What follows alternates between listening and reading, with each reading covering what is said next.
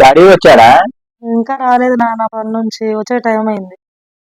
చిన్నగా మీ డాడీ వచ్చినట్టున్నాడు చూడు పొలం నుంచి. ఏమండి చిన్నోడు మిమ్మల్ని అడిగాడు. ఎందుకంట?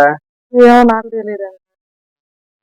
ఏరా చిన్నోడా, అడిగావంట నన్ను?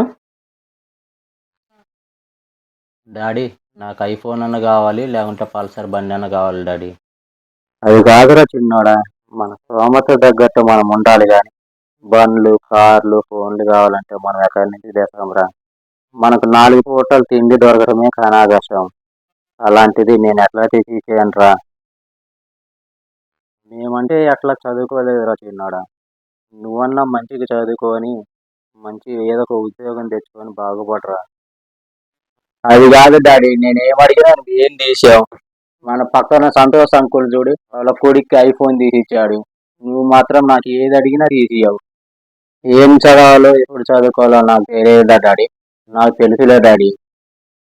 నాకే ఎదురు వద్దు డాడీ, వద్దు డాడీ.